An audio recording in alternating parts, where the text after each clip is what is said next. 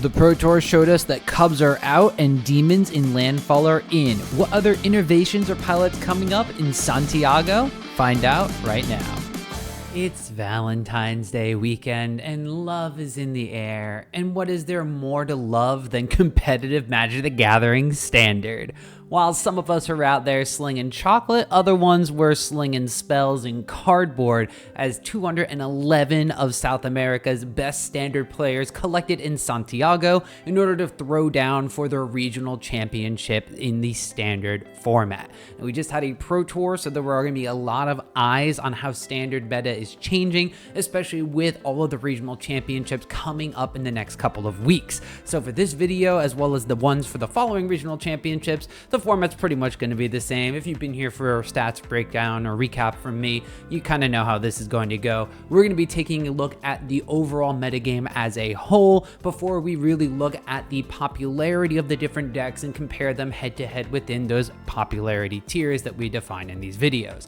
After that, for this video specifically, we're going to be looking at the top 10 win rates regardless of the sample size of the deck. Considering it was a smaller event, that means they're going to be less total decks overall, so we really want to highlight some of those innovative players, especially since it was a one-day event, so these records have a little bit more impact with a smaller deck size. Then after that, we are going to be looking at the top 14 decks in the head-to-head metagame matrix because, well, I said it was a smaller event, which means that there were so many different deck archetypes that all of these tied for top 10. So there's going to be a lot of Magic and a lot of standard to talk about in the next couple of minutes, so hang tight. We're going through it all. But before we dive into the numbers, I need to let you know where they came from and what is up with them. As always, we are using the Melee Platforms reporting system, which has 211 registered players, all of which have registered deck lists. And while no players had any sort of troll deck list with 60 lands or anything along those lines, this tournament has had one of the most difficult kind of archetypes for me to break down because there's just so many different identifiers for similar deck lists, and then some people who are signing up under a different deck name with a different list. I don't know, mess with the numbers or just mess with me. Regardless, I have looked through all 211 lists and sectioned them out into these right archetypes. This means that some of the Izzet Lessons lists, which are Izzet Tempo or Izzet Midrange or Izzet Control, have all been filed under the Izzet Lessons kind of name and everything, so that they're all going to be reflected in the statistics. There have even been some different deck archetypes where, like Dimir Midrange, for example, the Kaito shell, there were some decks that weren't running Kaito and they're running things like Oil Deep Gearhulk. I've renamed those to Dimir Gearhulk and then kept the Dimir Midrange archetype the one that we all kind of know. So if you are looking around at all different sorts of stats recaps and my numbers don't really match up to what you're seeing, it's because I hand curated all of these lists and kind of divided them up to the best of my ability. Now we are going to be going through all of the rounds of the event, which includes the top 8 all the way to the finals, and of course, as always, buys do not count, ties do, unless we're looking at the wins minus ties category. So with all that cleared up, let's dive into it. Despite the regional championship in Santiago, Chile being a little bit smaller as far as players were concerned than the Pro Tour a few weekends ago, it had 44 unique deck archetypes, which is one more than the Pro Tour had. If we're looking at singleton copies of those decks, 17 different pilots were the only version of their deck list in the room, making up 38.6% of the deck share metagame. If we move on over to looking at archetypes with at least 2 copies in the room, well, there's going to be 8 of those for 18.2% of the same statistic. Now, if we want to take a look at how many different archetypes had at least 3 copies in the room, there's 3 of them, so symmetrical there, 6.8% of this deck share breakdown. If we want to look at different archetypes with at least 4 copies in the room, it goes down to just 2 different pilots, making up 4.5%.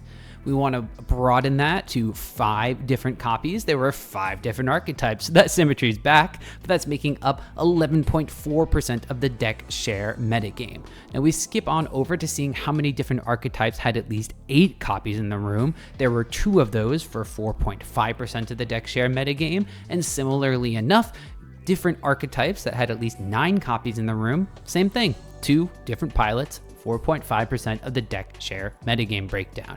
That does mean that if we're looking at all the different archetypes with at least 10 or more different copies in the room, there are only 5 different decks that were doing that, 11.4% of the metagame overall, which goes to show that at a smaller event like this, a lot of people were bringing things that they were kind of brewing or they thought they had an edge on the metagame with, rather than trying to tackle the top of the metagame. But if you do want to look at that top of the metagame, Dimir Midrange stands tall as the winner here as far as the most played deck in the room. 28 different pilots made up 13.3% of the overall metagame breakdown at the RC.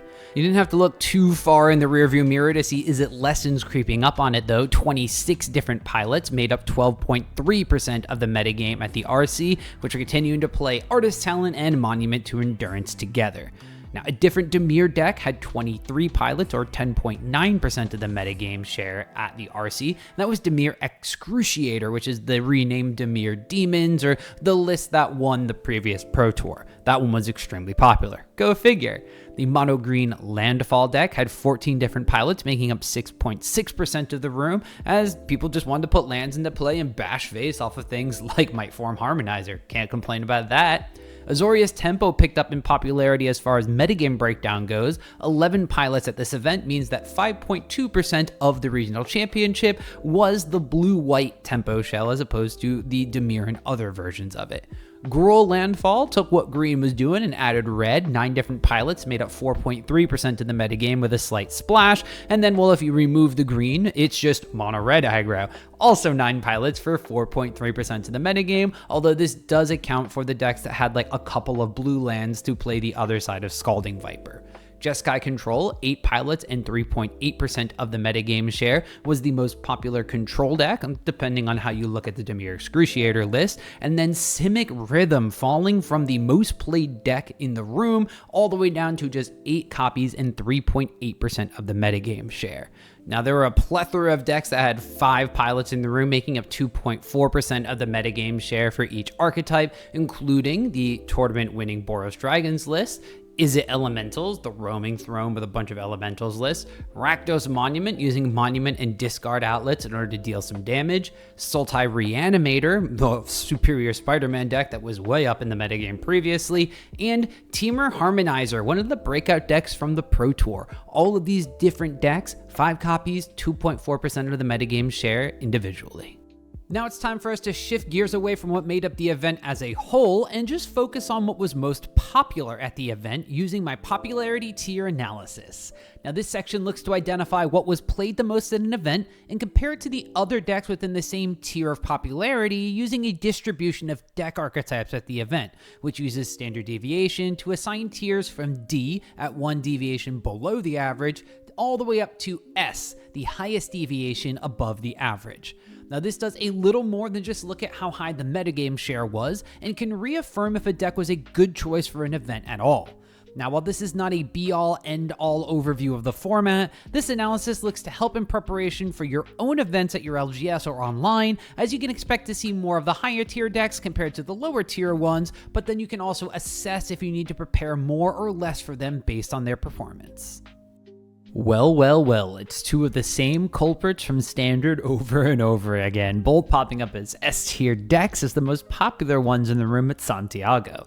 Now, it's a little impressive to see that Dimir Midrange was the most popular deck in the room, although you could kind of infer that with the amount of Dimir pilots that usually pop up at events, it's always kind of been like a top 5 or top 3 deck, so it's interesting to see it in first place, not just interesting to see it up here. What's more interesting to see, though, is despite the amount of people playing it, the fact that it still had a not great win rate. A below average win rate of 46.4% overall is nothing to really shake a stick at, and kind of where Dimir's been bouncing between when it's at its lower lows. Now, this may be because there were so many pilots in the room that Dimir had a larger matchup spread than some of the other decks at this event, just based on the fact it was 211 people, and well, 13.3% of them were playing this deck specifically here.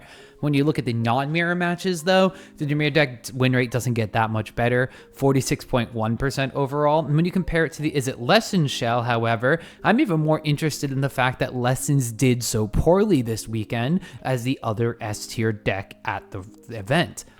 Now, this has 26 different pilots and it rocked a 45.6% win rate overall. And when you were looking at the Pro Tour decks from my last video, I even gave some kind of hints in there that I thought Izzet Lessons was going to be the deck to beat in the up-and-coming standard environment, and the fact that I had basically like a 50%ish, maybe give or take a little bit win rate overall is pretty solid, especially when it still had one of the highest presences at the event. Both of these decks, despite how popular they are, however, did not have great weekends, and it's very difficult to ignore that when we're looking at it right in our faces. Now, even though this is a smaller event, if you want to put weight on something like the Pro Tour, yes, there are a lot stronger players from all over the world there, but in a field that is at a similar size like this RC here, both of these popular decks still had struggles that they have yet to overcome. So if you're thinking about bringing one of these popular decks, be known that everybody is going to be ready to expect one of those two, and you may wind up having to change your main or sideboard plan in order to account for the fact that you're going to have a target on your head. Because of the way the metagame cookie crumbles, there's only one A-tier deck, and it only has 3 less copies than the S-tier decks. However, this is a deck with a powerful punch to it, as it did recently win the Pro Tour. The Dimir Excruciator deck is a known quantity as well coming into this event, as it was very popular, put 2 copies into the top 8 of the Pro Tour and won the entire event. A 50.6% win rate overall just goes to show that it's still doing pretty decently in the meta, even though people kind of know to expect it. If you take away some of those mirror matches, because there were 23 copies in the room, it had a 51.4% win rate, so it actually goes up by almost an entire percentage point. So it does go to show that the Dimir Excruciator deck still has some fighting spirit when it comes to the standard metagame, even though people know to expect it from the Pro Tour. Now, one of the interesting things about this Dimir Excruciator list is it has a combo finish to a control shell, which reminds me of a couple of other popular decks from other formats. Now, I'm not going to be throwing around the Splinter Twin mantra since it's a bit of a stretch here. However, I do like the Dimir control shell that we saw Reed Duke and Gabriel Nassif and other players playing at the Pro Tour previously. This deck has a stronger win condition with a very similar plan. So I think that in a popular kind of sense, this will be the deck that a lot more pilots gravitate towards, and I would expect it and the Dimir control shell to have very similar win rates based on the metagames that it goes against. Now, I do think that the Dimir Excruciator list is in an interesting position, because even though it was very good against some of the rhythm-based decks and they are falling off, I do think it also has the chops to go against some of the more modern aggro lists like Landfall and even the surprise of Mono Red coming back up. So while Excruciator may fluctuate a little bit in win rate, I think this is something that going into the next couple of RCs is still going to be pretty even matchup against the field if you want to pick it up. And speaking of those other aggro lists, the only deck in our B tier here is the mono green version of the Landfall deck, which seems to have won out as kind of the best version when it comes to all the other ones that have been floating around. Selesnya has been there for a while. We see some Gruul at this event as well, and we'll talk about how that one did in a little bit as here. But the mono green Landfall deck, based out of all of these popularity tier lists, had the highest average win rate in total.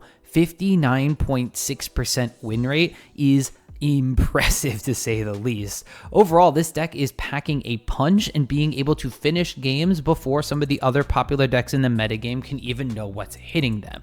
When you take out the mirror matches in this win rate as well, you wind up going up to 61.5%, an almost 2 percentage point jump. So if you are a player that likes turning things sideways and smashing your opponent's face, you are going to want to learn how to pick up the mono green Landfall list. Now, even though there are some intricacies and math and lines you have to do with the Harmonizer and all the different sorts of land drops that you have, Icetail Explorer makes that very rudimentary. So you can set yourself up to go for like turn 5 and 6 kills just as easily as you can for some of the early 3 and 4 kills, just based on the strength and longevity you have from this deck.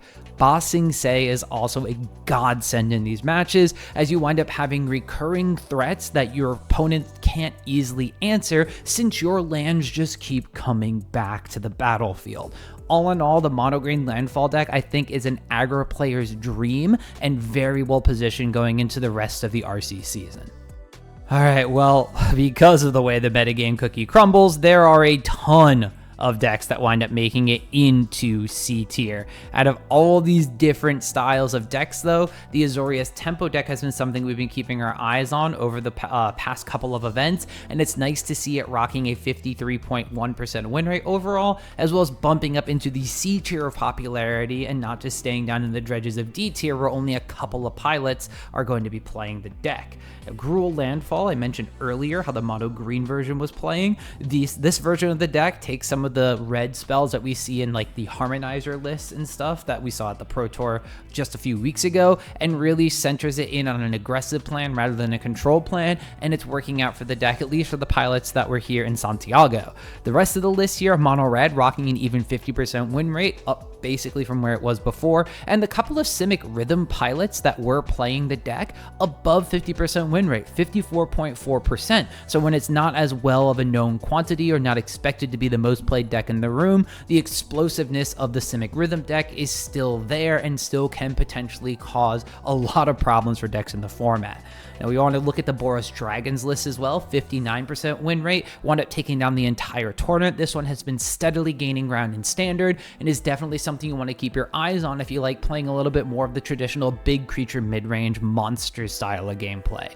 Some of the decks in this tier that have fallen down a bit, Jeskai Control, unfortunately 39.5% win rate overall is just not cutting it, with the Cub decks kind of falling down out of the metagame. The configuration that they were running previously is not going to be as powerful against things like Lessons and Dimir Excruciator, and specifically the Landfall decks. You got to change up your instant speed interaction or your interaction on the stack to deal with that kind of stuff. Bossing Say is also a nightmare for a lot of these control list runs, since none of them are currently packing Demolition Field.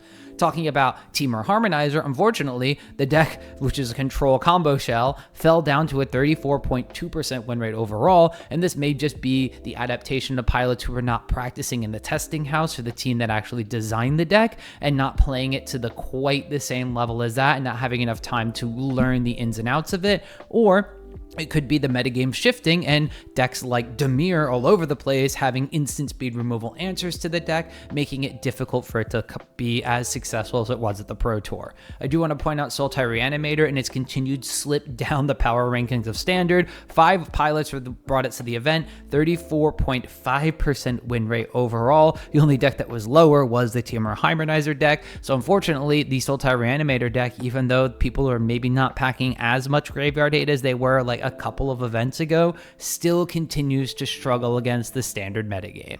Let's step away from the popularity contest and instead look at what decks were doing the most winning, regardless of how many copies were in the room at the event. Now, this is going to be looking at overall win rate in the percentage of games won, not total wins or total games played. This is going to allow us to look for some of those sleeper OP decks, even though they weren't out in full force this weekend, and it's going to be able to put that in perspective based on how successful they were in the hands of smaller amounts of pilots. Now, the caveat is these are 2-day events, which means that some of these lists could have not made day 2 despite having a positive record. So as always, keep in mind the sample size because it does matter when you're thinking about breaking the format. Why stop at 2 or 3 colors when you can have all 5?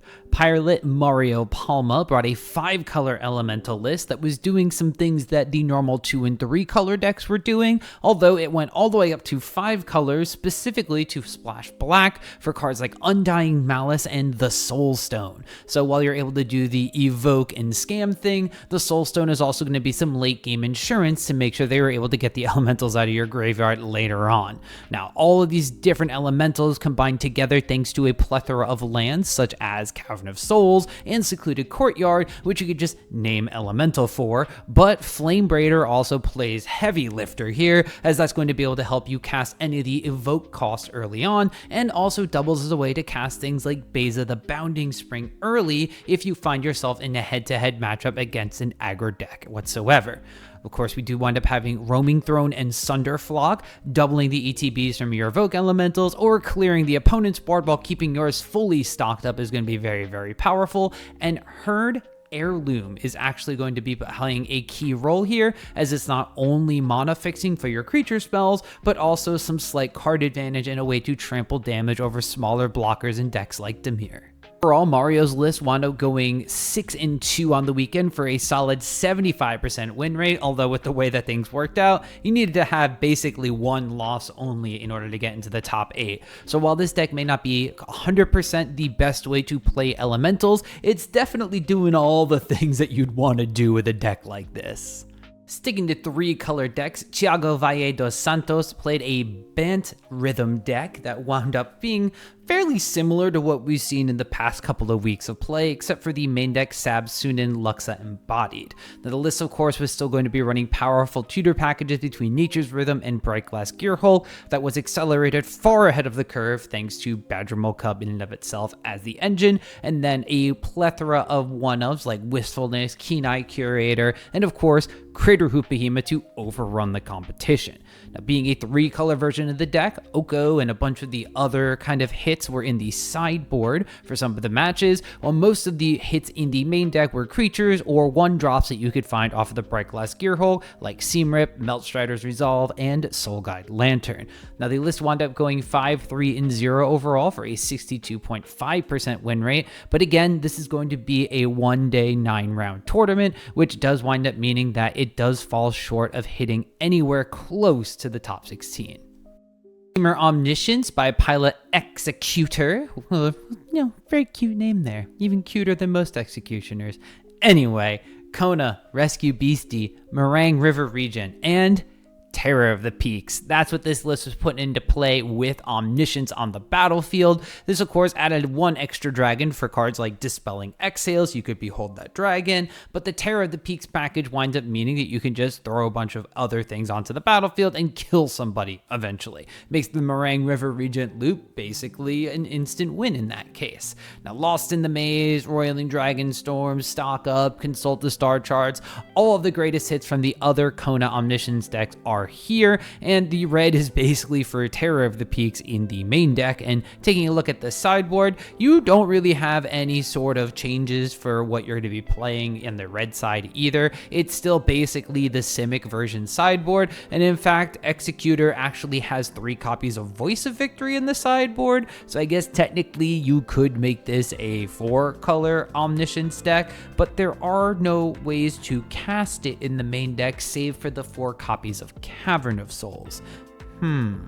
Either way, a 5-3-0 record ties it for the 2nd highest win rate overall on the weekend at the regional championship, and some version of the Kona Omniscience deck is probably going to be popping up at RCs across the world, so this is something you have to be very, very aware of and very careful of, and the inclusion of Terror of the Peaks makes it actually very deadly, so I would try this one out. Mono Green Landfall overall had 14 different pilots, including this number 2 finishing deck by Iseal Feitosa, for overall 68 wins, 39 losses, and 7 ties, a 59.6% win rate overall. This deck has just been climbing up and up the win rate ladder. Seems like Saj Chocobo, Icetail Explorer, and Mightform Harmonizer are going to be a powerful combination of cards that have to beat, especially when Earthbender Ascension is on the table.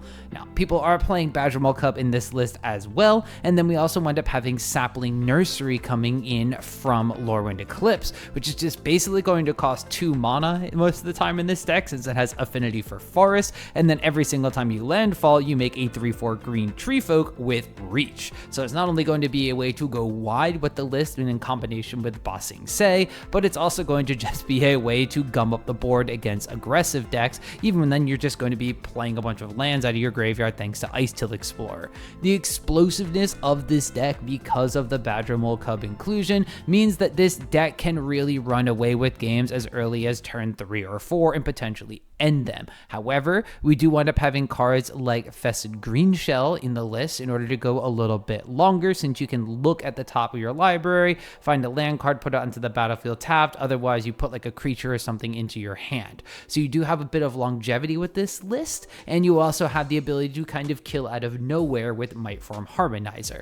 all in all, I do think this Landfall deck is the real deal, and we are 100% going to be seeing more of it at the regional championships across the globe. Boros Dragons didn't just win the entire event in the hands of pilot Joao Quege, it also wound up being one of the top win rate decks overall, with the 5th highest win rate at 59%, going 23, 14, and 2 across the entire weekend. Taking those ties out, that's a 62.2% win rate overall. The deck in and of itself does really use the acceleration granted by Momo Friendly Fire and Sarkhan Dragon Ascendant to try to put out as many big, beefy Boros flavored dragons as quickly as possible. Dragonhawk Fate's Tempest is one of the ones that's been looking to put out more recently, as not only is this a 5/5 flyer, but when it enters or attacks, you get to exile the top X card of your library, or X is going to be the number of creatures you control with power 4 or greater. You can either play those cards, or at the beginning of your next end step, shock your opponent for each one that you've exiled. So this is going to be preying on the fact you have a ton of dragons, as well as the fact that things like Sarkhan are going to be growing bigger and badder every single turn. Clarion Conqueror as a 4 in the main deck is also a house against what some of the decks are doing, specifically the Badgermole Cub style decks. Voice of Victory is also main deckable in this list. Even though it isn't quite a dragon, it's still able to be put out onto the battlefield and prevent your opponent from interacting with you on your turn, which means your dragon is going to be able to haste through thanks to things like Nova Hellkite, and you have specific cards like Magnetic Hellkite, which are going to be able to deal with some of those problematic lands in the format that some of the control decks are struggling to do it on their side. So all in all, the Boros Dragons list looks like it has legs and wings in addition to other things in the format, but it looks like it's here to stay, as now it's won an RC and it's definitely going to tick up in popularity over the next couple of weeks. A Gruul flavor of Landfall was also popular and successful at this weekend's RC, going 39, 26, and 2 across 9 different decks for a 58.2% win rate in total. Now, the Gruul Landfall deck was going to be taking some of the best beats from the Temur Harmonizer deck and then kind of slapping it into the monogreen Landfall shell. I mean, all in all, it doesn't have any of the control elements that the Temur Harmonizer deck has, but it does wind up adding in a couple of spells that the mono green deck can't have access to, specifically full bore, which means that the entire Harmonizer full bore game plan is still online, in addition to copies of Vibrance, which help you find additional lands, but in the beginning stages of the game also works as a way to bolt down opposing creatures like opposing Badgermole Cubs. In the sideboard, this also gives you access to things like Seer and Pyroclasm, as well as Abrade to try to beef up your matchup against some of the problematic artifacts in the format, such as Monument to Endurance. Pyroclasm is going to eliminate those wider board states and allow your creatures that are smaller to trample through and deal a ton of damage thanks to things like Earthbender Ascension. Now, some of these decks were still running the full 4 copies of Sapling Nursery, which we talked about in the mono green section. I think you're going to see a lot more of that in Landfall decks in general, as that's basically a mono green version of Felidar Retreat, and the more forests you have, the cheaper it's going to cost. All in all, this deck only splashed 2 mountains and then had 4 stomping grounds, so while you are cutting down on a couple of your basics in order to find them with Escape Tunnel or Fabled Passage, it's not enough to really hurt your mana base just for splashing this additional color. Now, the Bant creature-based combo deck that everybody loves to hate and some really love to play, looking at my friend Wappa here, Bant Airbending was successful on this weekend, a 56.5% average win rate across 3 different pilots. The deck was wielding Aang, Swift Savior, Appa Steadfast Guardian, and Doc Arlok, Grizzled Genius to combo kill its way to a lot of victories across the weekend here. Now, of course, you wind up having Airbender Ascension to wind up blinking your things after you've had enough of them ETB, so you can just kind of have a reset on things like your Appa or your Aang at the Crossroads. You also have additional copies of cards like Bramble Familiar, so you can blink that and then fetch quests and look at the top bunch of cards in your library and really easily combo off every single game. Now, the decks have kind of split in a couple of different directions. Some of them are still running Interdimensional Web Watch, which is a very powerful artifact that helps you find cards into exile, and then you can just play them for cheaper and tap 2 to play those cards with the web watch itself, while others are playing a package of interaction as well as cards like Formidable Speaker to help find said one-hit wonders. Now, pilot Diego Eneas Garcia, whose list is down below in the description, also splashed a Starfield Vocalist, a warp creature that could either come down for 2 or 4 mana, depending if you warp or hardcast it. That is basically a way to double the ETB triggers from permanents coming on in, so you can stack your airbending triggers and really pop off by just having this creature on the battlefield. So there's a bit of innovation going across the different lists, but all of them together so far have put up some decent results. Simic Rhythm still had 8 pilots in the room, even though that's way down from where it was a few weeks ago. Had a 54.4% win rate without a huge target on its head like it did at the PT and the previous RCs, and was 8th overall in the top 10 win rate decks. Now, the Simic decks have been trying out a package of different silver bullet type things and actually cutting down on the Ouroborite aspect of stuff, rather instead going to be moving towards Formidable Speaker and Nature's Rhythm as a pair of tutors for one-ofs from Craterhoof Behemoth to Meringue River Regent, Keen-Eyed Curator, and then post-sideboard, even things like Surok, Elusive Hunter, and other threats like even Reclamation Sage to deal with artifacts and enchantments from like the Lessons decks. There's also been a bit of discussion about whether Oko Lorwyn Liege and the flip side, Oko Shadowmoor Scion, should be main deck or sideboard. Regardless, Oko is coming in against some of those more controlly and grindy matches where a lot of your Badger Mole Cubs and Elves are not going to stick around. Quantum Riddler continues to prove its worth, and Spider Manifestation is definitely one of the better of the mana dorks, since you can do some shenanigans with Nature's Rhythm, untap it after finding a Badger Mole Cub, and then create even more mana than you were potentially spending to find said Badger Mole Cub. So this deck has been going through some iterations, like moving Bossing Sight into the sideboard, or moving in Spider Sense and taking out the bounce spells from the main deck. Regardless, it is still a very powerful deck. However, when you face against the hate, it's difficult to fight through in some cases. Azorius Tempo is picking up in popularity, and I could not be happier for the deck archetype. 11 copies here, and it's still in the top 10 win percentage with a 53.1% win rate overall. Now, of course, being able to throw down High Noon and then backing up with Even Interrupter and Aang Swift Savior isn't as potent when a lot of the decks are still casting a couple of spells per turn instead of popping off like the Badger Mole Cub decks were. However, this combination of flash threats and being able to play on your opponent's turn for most of the game is still a very powerful way to play the game. Now, of course, Voice of Victory shuts it down so that your opponent can't interact with you on your turn either, which allows you to resolve haymakers like Ajani Outland Chaperone and Elspeth Stormslayer while being able to just deal with what your opponent is doing. Avatar's Wrath plays double duty, airbending things and preventing them from playing them until the next turn, while you can just play your own things, and especially through a High Noon, it's basically a lockout from your side of the board against your opponent. Now, there have been a couple of upgrades like Spell Snare in the main deck, which takes the spot of a couple of copies of No More Lies, and Enduring Curiosity is still your main card advantage engine, while these small flying creatures chip away at your opponent's life total. Glenelender Guardian has also been an addition that is mostly in the sideboard of these lists as a counterspell on a stick. It's a flash threat and pairs extremely well with the other flash threats like Tishana's Tidebinder, which is a pseudo counterspell on a stick, and Wan Shi Tong Librarian, which is going to be yet another card advantage engine that can also be a mana sink in the later stages of the game to really push through some of the damage that the deck is lacking. Abandoned Air Temple finds a big home in this list, and overall I am really excited to see more players pick up this list and see how it does when it's a known quantity. Now, Izzet Spellementals, still really fun to say and still performing pretty well overall. 4 different pilots gave it an average win rate of 51.6% at the RC this past weekend, which actually bumped up to 57.1% when you get rid of those 3 ties that the deck archetype suffered from.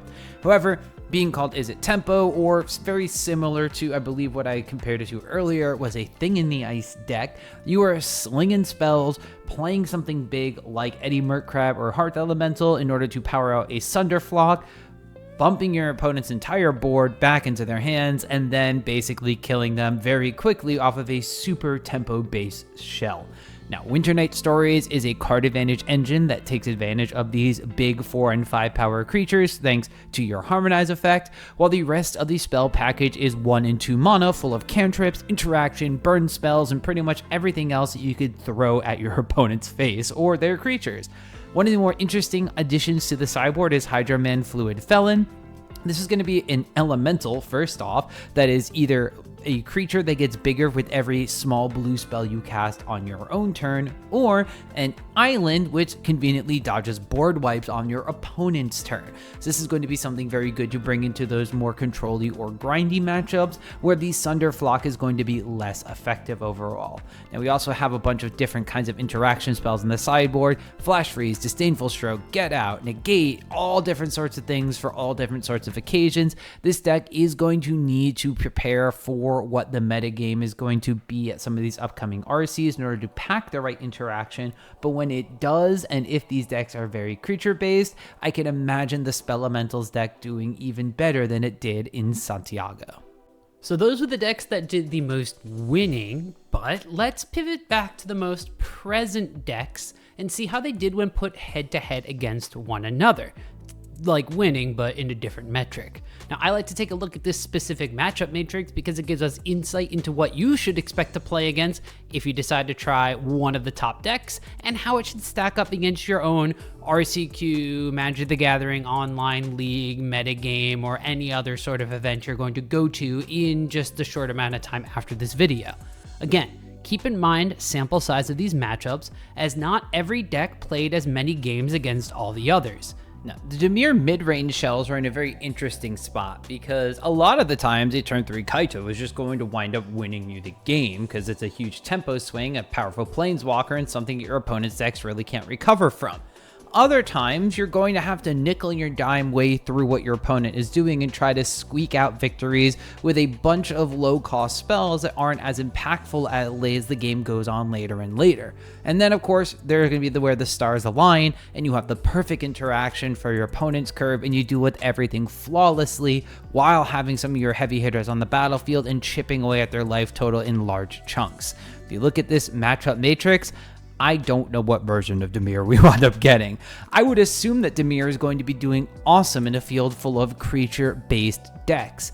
It did have a 58.3% win rate, which was 58.3% win rate against the mono green Landfall deck, and it did have a even matchup against the Simic Rhythm and those cub-based decks, as well as some of the elemental decks. However, it didn't do great into mono red, and it wasn't the greatest into Boros Dragons. That just makes me think that, against the Dragons deck, Requiting Hex isn't as good as Shoot the Sheriff or Bitter Triumph could potentially be. And against Mono Red, I just don't think that the Dimir decks playing Tishana's Tidebinder rather than Preacher of the Schism are going to be as favored in that head-to-head matchup as Dimir has historically been.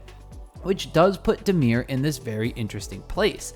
If you're expecting a format full of Excruciator, Lessons, maybe even like something along the lines of the Landfall decks, you want to put in some low to the ground interaction to deal with things like Gran and the Sauce Chocobos and those types of threats, and then put in a lot of interaction on the stack to deal with the more control shells like the Dimir Excruciator list are going to be playing.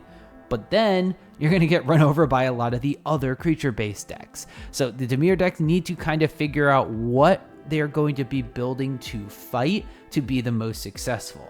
You still, of course, need to have a package of Flood Pitch Drowners, potentially Spyglass Sirens, maybe Sea Souls. You need things to be able to Kaito into play off of, which means that the Dimir decks are always going to be a couple steps behind some of these Elementals lists as well. However, this time around, they were packing the right removal. Of course, we only have small sample size at this regional championship, and Dimir pilots should be taking this as a little bit of a win since their deck was the most played.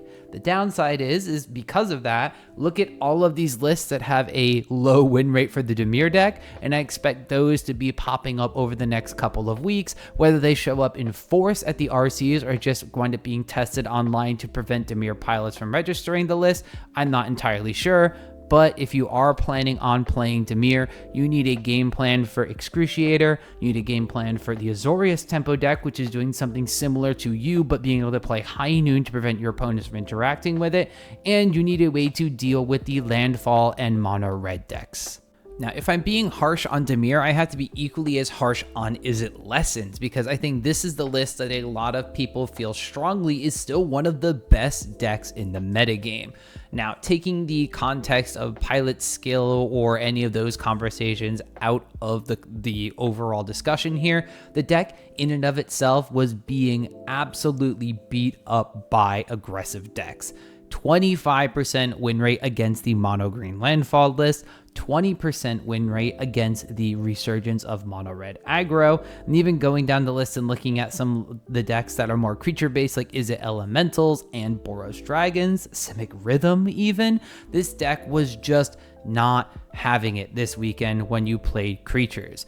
The flip side though, against decks like Dimir Excruciator or Jeskai Control or even the Sultai Reanimator list, it was still putting up pretty decent results. Of course, when you compare this to its other S-tier friend in Dimir Midrange, Dimir actually looked pretty good by comparison this weekend. So I do think that the Izzet Lessons decks need to kind of look at the configuration of spells that they're running. Now, I do know you have to run a bunch of lessons. Basically what the deck is built around. So you have to run them in order to have your Accumulate Wisdom become a put 3 cards into your hand Ancestral Recall clone basically as many times as you want it to be. This does mean, though, that you are stuck on things like Ira's Demonstration as a board wipe in the main deck, so you may need to combine it and save your Firebending lessons and your combustion techniques for the key targets, but then have a sideboard that has the Pyroclasms and those non-lesson spells that you can wind up bringing in a little bit later.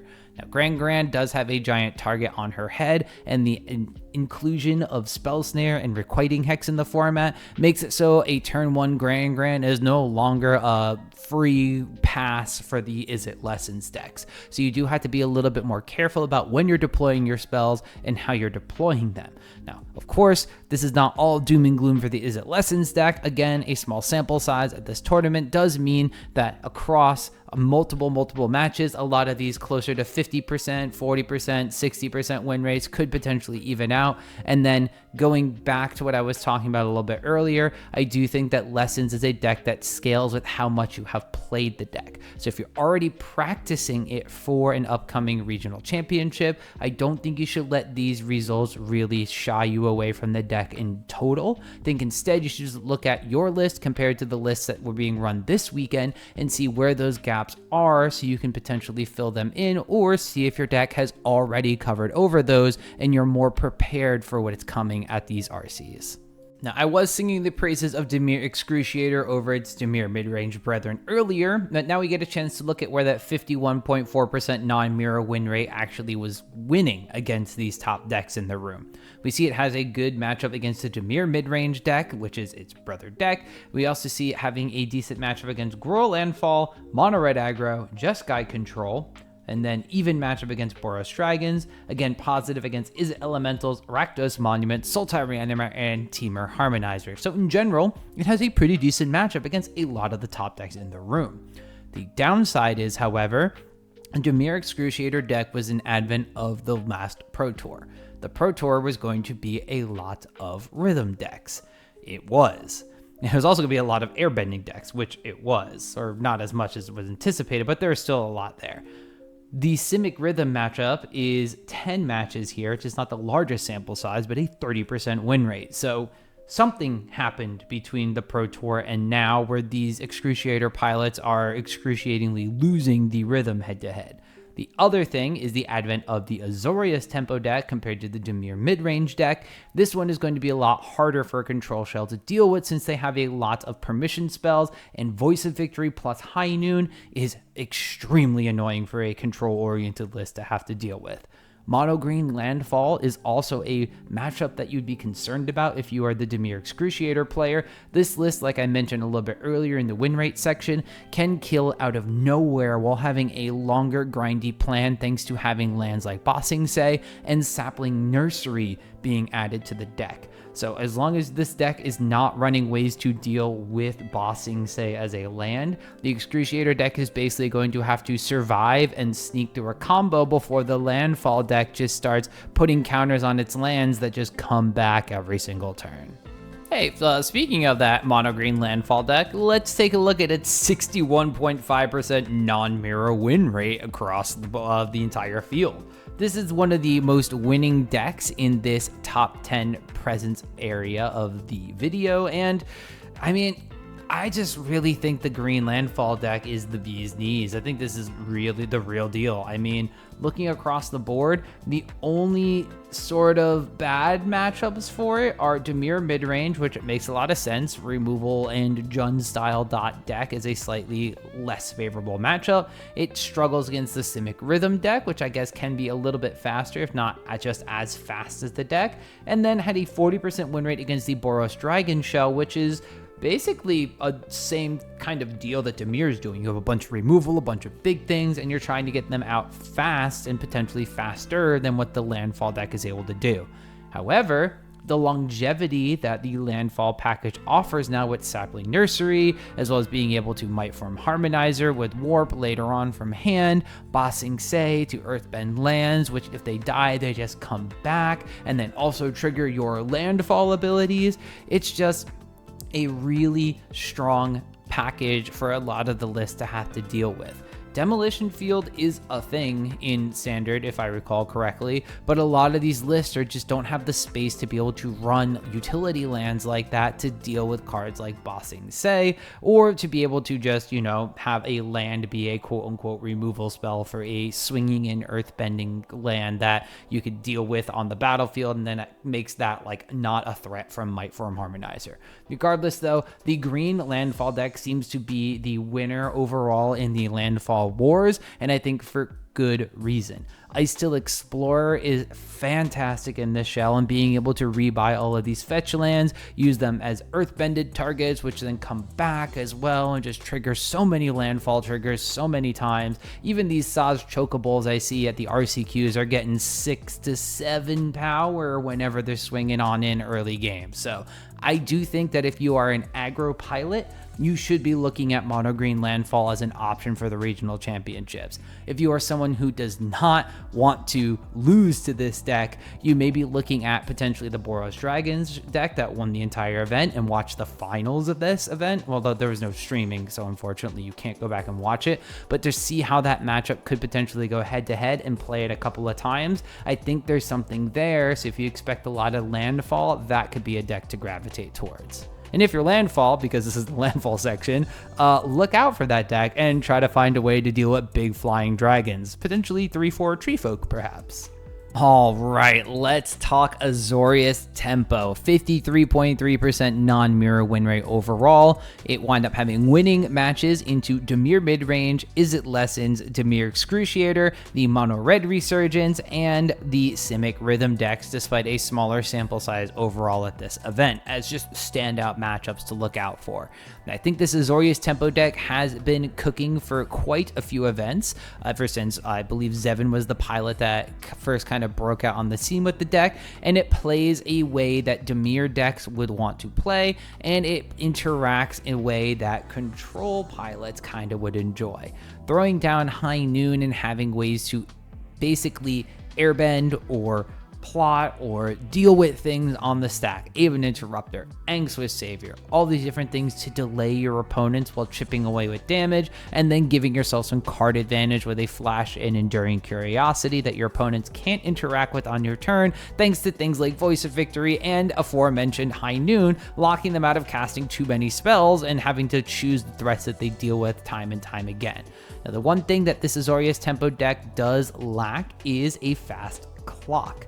Now, Abandoned Air Temple helps with that, Wan Shi Tong helps with that. However, you're not going to be able to really start dishing out larger amounts of damage until later on in the game. You're just chipping away at some flyers and accruing card advantage while playing a bit of a hate bear style game plan.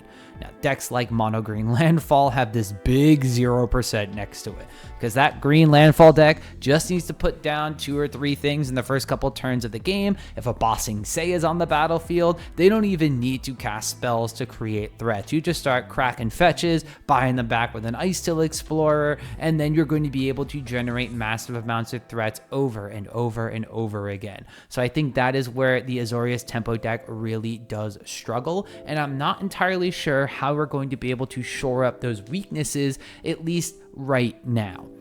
This has kind of been a weakness of similar style decks throughout the history of Pioneer and Modern even. Like, even just thinking of like Azorius Spirits, its closing speed was always one of the harder things to try to deal with, specifically in Pioneer. I mean, you wind up having like Drogskol Captain and Modern and Phantasmal Image to copy it. You don't have things like that. You don't have a shared creature type really in Azorius Tempo. You're really all in on like the Gavany Township Abandoned Air Temple style of play. So you really have to play your first few turns of the game to shut your opponent down while taking in chip damage, drawing a couple of cards there to keep that lock in place, and then turn the key, close the door after a few more turns. Now, the Gruul Landfall deck we talked about before in the win rate section again. 58.2% overall or non-mirror win rate because it didn't wind up playing a mirror. It only had 67 matches. Funny number. Anyway, the Gruul Landfall deck is adding full bore in from the Temur Harmonizer list and trying to do very similar things without a lot of the control aspects that the Temur Harmonizer list is doing. And in a format that I'm assuming rewards proactivity, it's working out. 100% win rate against Dimir Midrange, Jeskai Control, the one Simic Rhythm matchup, Izzet Elementals, and Sultai Reanimator is pretty solid for a deck overall if you want to be taking it to an RCQ or something.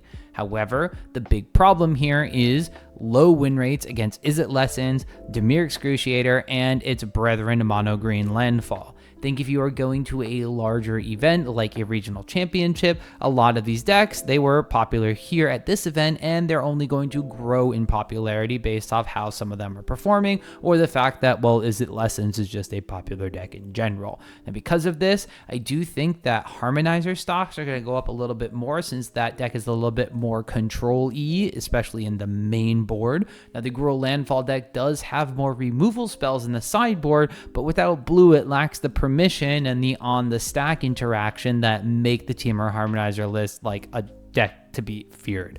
But the Gruul Landfall deck does have the speed aspect. Now, it is a little more susceptible to removal than Mono Green. You do have instant speed spells you're casting, and if you kind of use them, you lose them, even though you do have the same Bossing Say and Sapling Nursery backup plan to fall back to later on in the game. I just think this deck goes harder and crashes out a little bit harder as well, so if you are thinking of running it, adjust your plan accordingly to try to not burn out as fast.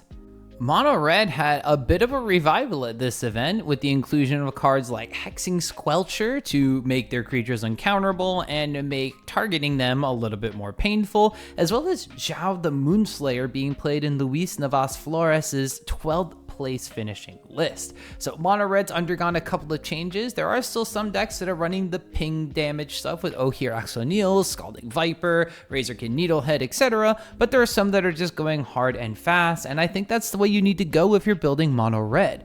Now overall, it did wind up with just a 50% win rate, dead even when you look at the non-mirror matches, and Mono Red was specifically targeting some of the more popular decks in the room with this aggressive strategy. 80% win rate against Dimir Midrange and Izzet Lessons is a pretty solid place to be, and then if you scroll down towards the bottom, there's only one match against Sultai Reanimator and Temur Harmonizer, but it wound up having 100% win rate in those matches as well. It wound up winning out in the Gruul Landfall and the Jeskai Control matches, and went dead even against Boros Dragon, which is actually a little surprising to me. Now, the downside is that the Mono Red deck had a 0% win rate against the Simic Rhythm list. Yes, it was only one match. However, when you're not going for the ping style of gameplay, you're not going to be running as many like one damage things here and one damage things there that could potentially deal with some of those threats on the battlefield. Instead, you're going to wind up having your burst lightnings, your shocks, and everything be a little bit more valuable. Some of these lists did wind up going up to Seer and cutting some of the one damage removal spells to compensate for those slots. That could be something that if you're playing Mono Red and you want a better rhythm matchup, that's where you go. You go back to playing those one mono removal spells and get rid of those cubs and those mono dorks as quickly as possible. It did also struggle against the Dimir Excruciator list, which I do anticipate being a popular deck going into your RCQs or the RCs in the next couple of weeks. So if it's something to consider, those decks are basically Dimir control decks. So if you are doing something good against the Jeskai list, then you think it would translate to what the Dimir lists are doing. The big thing I think is that the Jeskai list 1-drop removal are basically burn spells, or in some cases seam rip. Whereas when you're playing against the Dimir list, you are going to be dealing with Requiting Hex. You could have Tragic Trajectory as well, or Stab, or anything like that.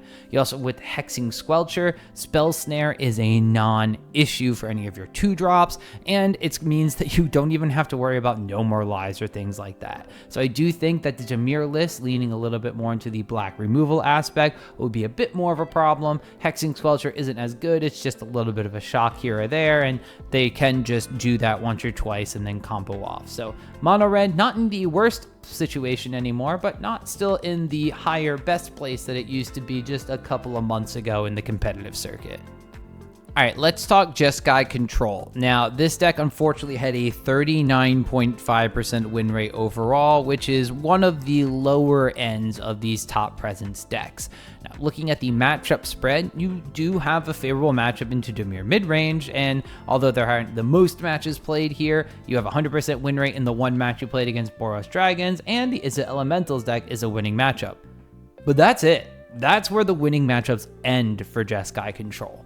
Now, Jeskai is going to be having a nightmare against the Izzet Lessons decks and is being trounced by all sorts of aggro decks, ranging from the mono green and Gruul Landfall decks to the mono red aggro deck, and that one coming back into fray with Hexing Squelcher. If you want a little bit more on how that card interacts with Jeskai, you can look back on the mono red side of things, but it basically turns off your spell snares and your No More Lies and means that you don't have a lot of early interaction anymore, and it's board wipe or bust in these situations.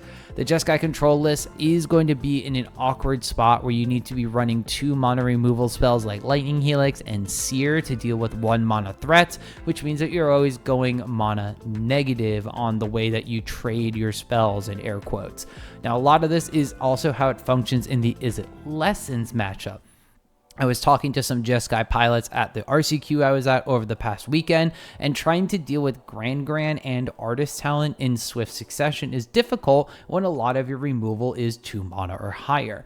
Pilots are trying out Seam Rip that winds up fixing both of those. However, you have to remove your Sears or other burn-based interaction to put those cards in, which then weakens your matchup against things like Dimir and the Cub decks, because you're not able to burn down multiple things later on in the game, and Sear is a very clean answer to a Kaito that hits the battlefield with ninjutsu. So you have to pick and choose your battles and build your deck accordingly. Now, Dimir is always going to be something that gets played at these larger events, so I do think that having Sear is worthwhile. However, you may need to look at some of your sideboard options and really look at like Requisition Raids or other flavors of spells there to deal with the monuments and the artist talents that are floating around from the Izzet Lesson shells. And as far as the mono green landfall deck goes, just playing Jeskai means that you can't really run ways to deal with Bossing Say. Bossing Say is such a house in that matchup, and you don't have the ability to run a demolition field the way that like Azorius might be able to stretch their mana base into, because you need to hit absolutely all of your colors of mana. I think you're really just going to have to play the kill on sight game and hope that you're able to counter like their Sapperling Nurseries and that their creatures from Bossing Say you are at a healthy enough life total by the time that point in the game happens, so you can quickly close the door with your Jeskai Revelations. Alright, Simic Rhythm Pilots, we're going to do a little bit of VOD review here, in air quotes, as I bought into the deck and I'm currently shuffling it while I'm recording just to keep myself occupied, and I need to know what's going on with the list, because I bought into this list and all of a sudden it got super popular. Then it got absolutely dumpstered, and now we're back to a 54.4% overall and non-mirror win rate. Now, because small sample size, small event, look at all the decks that it did not play against, like Jeskai Control, which is one of the worst matchups for the deck that I can think of, as well as the Elementals list, which are basically built to beat up on these Simic Rhythm decks. Looking at the top end of things, though, it actually had a positive win rate against Dimir Excruciator, which I'm finding it to be a blessing in disguise, because if that matchup is better than I thought it was, then, well, there's hope to me winning an RCQ yet in this season. Now, of course, you are still going against Dimir Midrange, and that matchup is basically 50-50 as it was here at this event. I do think that the Dimir list, getting Spells there and Requiting Hex, are going to be a little bit more difficult for the Simic Rhythm decks to really kind of fight through. Now, Izzet Lessons here is the one that I am more interested in. A 71.4% win rate for the Simic Rhythm deck in the head-to-head here across 14 matches. This is the most played match for the Simic Rhythm deck, and it was one of the highest win rate decks with, well, the most sample size to kind of back that one up. This makes me feel good about potentially bringing Simic Rhythm to a larger event, because if Lessons is going to be present, if Dimir Excruciator is going to be present, and the mono green Landfall decks are going to be present, having a high win rate against those 3 decks specifically means that I'm going to have a high win rate at the tournament. I think that Simic Rhythm's death has been greatly exaggerated, and while it might not be the best deck in the format anymore, I do expect it to be a top 5 presence deck at the upcoming RCs, just based off of how strong the deck is when it pops off. Play small ramp creature, play dragon, question mark, profit. I guess that's how Boros Dragons works. Well, it won the RC. 39 matches overall and a 59% win rate, small sample size, big win rate. Overall, this deck was looking pretty solid against the top decks in the room. Now, it did wind up dodging a couple of matches, such as the Mirror, Sultai Reanimator, and Azorius Tempo, but when you look at the rest, there's only 2 matches on this head-to-head matrix where it had a losing matchup. It was 0% in the one match against Jeskai Control and 0% in the one match against the Rakdos Monument deck. Everything else was 50% or better, which is so interesting to me because this deck is really built around playing a bunch of big dragons, but those dragons interact very well with what's going on in the format. We also have Voice of Victory doing its best dragon impression, or at least performing for them, to shut off your opponent's interaction on your turn, and that in combination with Cavern of Souls really makes for these kind of big beefy monsters decks to be more of a problem than they have been in the past. Normally, these decks were really weak to your opponent's interaction, counter magic, instant speed removal, those kinds of things. Board wipes, I mean, they're bound to happen, but you could always get away with just playing 1 or 2 of these threats and then kind of leaving them on the battlefield and not overextending your hand. So it means that board wipes weren't as effective against these decks as they were against more of these small go-wide creature decks. It's very cool to see that this Boros Dragons list keeps performing so well, and I'm happy that it wound up winning a regional championship. I want to see what happens when this deck is more of a known quantity and there are a lot more pilots playing it, if it keeps this win rate and it's the real deal, or if pilots are going to wind up being better prepared for what it's doing and being able to interact with what the Dragon package has to offer. All right, we're getting into bonus time here with all the extra lists that were tied with Boros Dragons in presence, and we're going to start seeing way smaller sample sizes and a lot more no matches overall. Now, looking at this, the Izzet Elementals list had a 44.1% win rate against the field, and it definitely struggled specifically against Dimir Midrange, Izzet Lessons, and Mono Green Landfall. Now, this version of the deck is the roaming throne double triggers, do a bunch of really cool things here. However, that still needs to wind up hitting like turn 3 or 4 to really deploy some of these things. Now, if you don't have a Cavern of Souls, you're going to get counterspelled. If you don't wind up having things on the battlefield to block, even though you wind up having a couple of Elemental Monodorks and Ashling on the battlefield, you're going to get run over by some of these aggro decks. These are sort of like the Omnath shells from Pioneer or Modern's time. You need a little bit of time to set up. You can evoke things onto the battlefield to get some damage in or removal spells in early, but if you don't have the right combination of your big beefy creatures and things like that, you're not necessarily going to have the winning associated with it. Now, I do think that these lists have legs and that they could potentially perform well if you were able to streamline the list and figure out which of the elementals are most critical and how many to run 4s versus 3s and 2s, etc., etc. But I think the deck is still in a little bit of an experimentation period and not potentially as strong as, say, the Spellementals list is, which is basically locked in a very similar 60 to 75 total spells across all the pilots in the room. Rakdos Monument is a really cool engine that I hope we get to see more of at the regional championships up and coming. 51.4% non-mirror win rate bodes well for the deck and its potential competitive viability. Now, the one downside is that the more decks that pack Graveyard Hate for things like Sultai Reanimator or the Izzet Lessons decks means that it's going to be difficult for the Rakdos Monument deck to also power through. Flamewake Phoenix and Bloodghast are recursive threats that really make this deck hum when you're able to discard them and then bring them back from the graveyard, and it does wind up losing a bit of its aggressive edge when you're not able to get those cards back from the graveyard after you discard them because there's like a rest in peace or something on the battlefield. However, being a Monument to Endurance based deck, this deck kind of feels like the way that the Lessons plus Greasefang list from Pioneer are going to be operating. You have this engine in your deck that will slowly chip away and eventually win because you're draining on both of your turns thanks to things like Iron Shield Elf being introduced into the format, so you just have a discard outlet that's very difficult to remove, and then of course you have the Inti and the Flail in and of itself being able to push through damage from things like Flamewake Phoenix in the air or a Bloodghast that you don't care if it gets blocked and dies later on because you could just bring it back. Rakdos does pack the removal of black and the burn-based threats of red. It also has a lot of artifact removal, but it's extremely weak to enchantment-based removal. Now, I know I haven't really talked about the head-to-head matchups here in the Matrix because, again, very, very small sample size. We can see here it does struggle against the interaction that Dimir is able to bring to the board, as well as potentially struggling against the Landfall decks, but against other aggressive shells, as well as potentially some control shells, because you have a longer, grindy game plan, you're able to up that win rate overall. I'm excited to see Rakdos at some larger events. Sultai Reanimator, don't do it. Next. No, just looking at the matchup here, I mean, we don't have a ton of data for the bottom part of the head-to-head matchup matrix, but the Sultai Reanimator list is struggling against Lessons, Excruciator, both flavors of Landfall, and Mono Red Aggro, which means it's something that I want to avoid like the plague. We didn't see any of the matches into the Rhythm deck as well, and I'm fairly certain that in my last video, the Rhythm deck also had a winning win rate against the Sultai Reanimator list.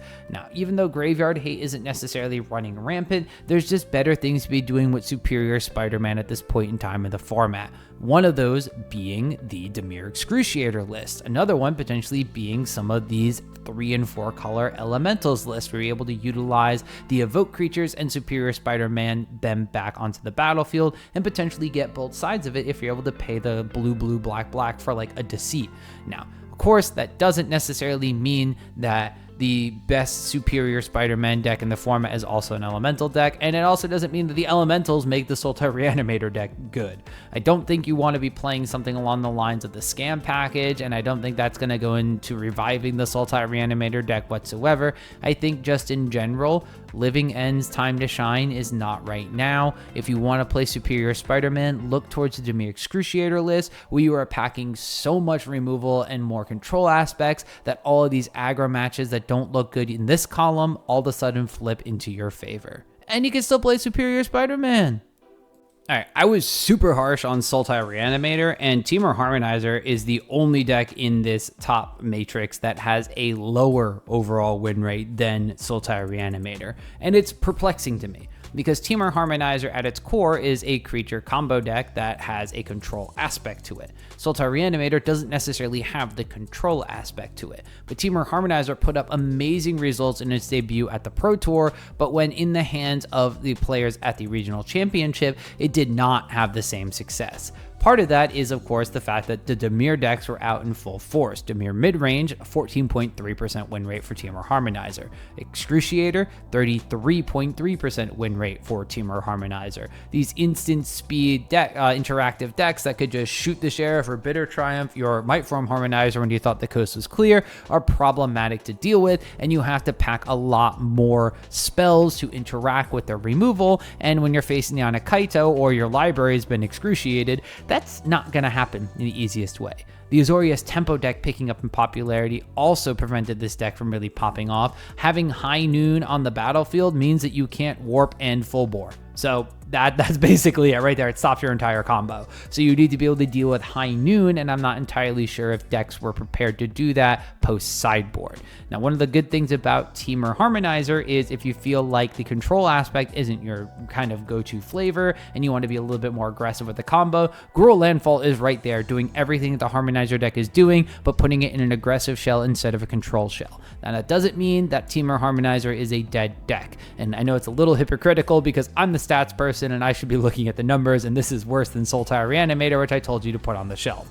However, I do think that if you play the Temur Harmonizer deck and have the correct answers to things like High Noon and some smaller ways to interact with things like Shoot the Sheriff or Bitter Triumph, Spell Snares and Spell Pierces and things like that, it may be a little bit better. And I actually do expect more players to continue playing Temur Harmonizer at the RCs just based on the success of the deck at the Pro Tour and how people have been testing with it more recently.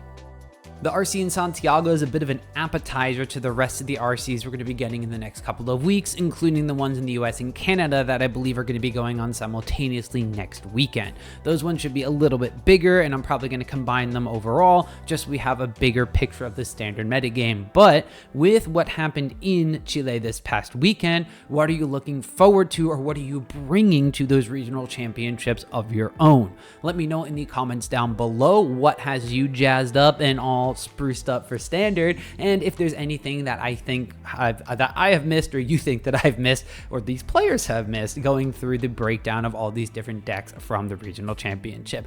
While you're down there, you can give this video a thumbs up if you've enjoyed my recap content, so the YouTube algorithm gods know that, well, you kind of like what I'm doing over here. And if there are any deck lists that you have seen that you want to kind of put together for your own RC or your store championships or whatever, I would love it if you could just go down below to the description and use my ManaPool link if you plan on ordering any cards. It helps you out a bit, it helps me out a bit, and overall we all get to sling some awesome spells in standard and formats beyond because of it. While you're down there, you can also click the join button if you would like. That would help monetarily support this and all videos on my channel by becoming one of my members. Besides being my Valentine, you of course get awesome members only benefits, such as members only posts where I talk about some of the decks I think are going to be standing out for all these RCs coming up. We have some deck breakdowns and things like that from either your own decks or ones that I've been working on, as well as early access to all of my video content. So if you want to become one of my members, you can click the join button down below or on my channel's homepage to show your devotion. And as always, you could just tap that subscribe button. It helps you stay up to date on all sorts of deck techs, metagame analysis, and just in general, Magic the Gathering content from me. See you next week for the RCs. I'll be a little less dressed up though.